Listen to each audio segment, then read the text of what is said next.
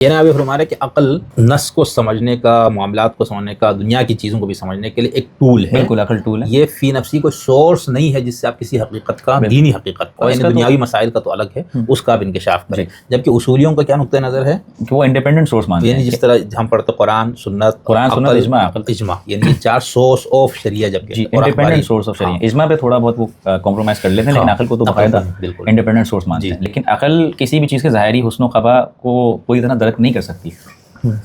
اگر عقل کر سکتے، اور اس طرح یہ کسی کا ماننا بھی نہیں ہے. مثلا پوری دنیا میں آپ دیکھ لیں، اگر کوئی سائنٹسٹ بھی ہوگا تو وہ نہیں بولے گا کہ میرے دماغ میں آ گیا تو میں نے یہ تھیوری دے دی. نہیں، وہ پورے فیکٹس اینڈ فگرس دیکھتا ہے، اس کے بعد ایک نتیجہ نکالتا ہے. تو عقل کا اسی طرح استعمال کیا جاتا ہے، چاہے سائنس کی فیلڈ ہو چاہے کوئی اور فیلڈ ہو. تو اگر آپ یہ کہہ رہے ہو کہ انڈیپینڈنٹلی عقل سے ایک حکم دیا جا سکتا ہے، تو پھر کس کی عقل حجت ہے، یہ بھی تو آپ کو معین کرنا پڑے. یا طالب صاحب، مجھے لگتا ہے عقل پہ آپ کے ساتھ ایک مستقل پوڈ کاسٹ بھی رکھوں گا، کیونکہ یہ میں نے جتنے لوگوں سے انٹرویوز کیے، ان سے میں نے عقل کو جو بار بار ہر ایک سے سوال کیا، اس کی وجہ یہ تھی کہ مجھے خود بھی کافی عرصہ اس میں کنفیوژن رہی، اور میں کئی لوگوں کو یہ دیکھتا ہوں بھائی ہمارے یہاں تو عقل کی اہمیت، دوسرے یہاں ان کے ہاں تو یوں نہیں ہے. تو بھائی ہے کیا، یہ تو گل کرو. وہ آپ بہت خوبصورت تھوڑا وضاحت کر دیں، ویسے بہت اچھا بیان بتا رہے، تاکہ پھر میں آئندہ جب کروں گا تو ہم ان احادیث کو بھی رکھیں گے جو لوگ پیش کرتے ہیں کہ بھائی دیکھو حدیث میں عقل کو یہ کہا گیا. بالکل حدیث ہیں، جیسے الکافی تو شروع ہی کتاب عقل میں جیسے ہوتی ہے.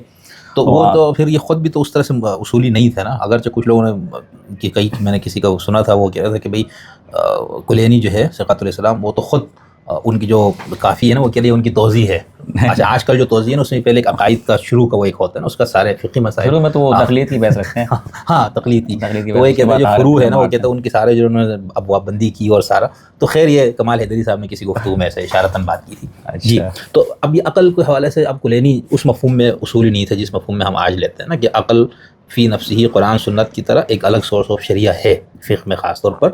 تو کلینی اس کو نہیں، اس مفہوم میں نہیں لیتے تھے. اچھا، کلینی نے جو حدیث بھی وہ لائے، اس میں ہمیں یہ دکھتا ہے، جیسے فار ایگزامپل کتاب عقل الجہل کی 12ویں حدیث ہے کہ امام کی کافی حشام بن الحکم سے کافی طویل گفتگو ہے. اس میں امام بیان فرماتے ہیں کہ الحجت حجتان، حجت دو ہیں. حجت ظاہرہ، حجت ظاہرہ کون ہے؟ انبیاء، رسول، ائمہ، یہ حجت ظاہرہ. اور حجت الباطنہ هو العقول، حجت باطنی جو ہے وہ عقول ہیں لوگوں کی. اب یہاں پہ ہر شخص کی جو عقل ہے اس کے لیے حجت ہے.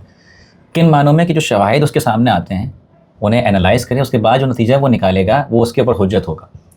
یعنی اگر کوئی کسی مقطع فکر کا ہے، کسی مسئلے میں اس کی کوئی بھی رائے ہے، اگر وہ سارے جو شواہد اس تک پہنچے تھے اس کو دیکھنے کے بعد وہ کسی نتیجے پہ پہنچا ہے، تو وہ نتیجہ اس بندے کے لیے حجت ہے. میرے لیے وہ حجت نہیں ہے. میرے لیے کیا حجت ہے؟ کہ میں خود دیکھوں جو میرے سامنے شواہد ہیں، اور اس کے بعد جو نتیجہ میرے سامنے آئے گا وہ مجھ پر حجت ہوگا.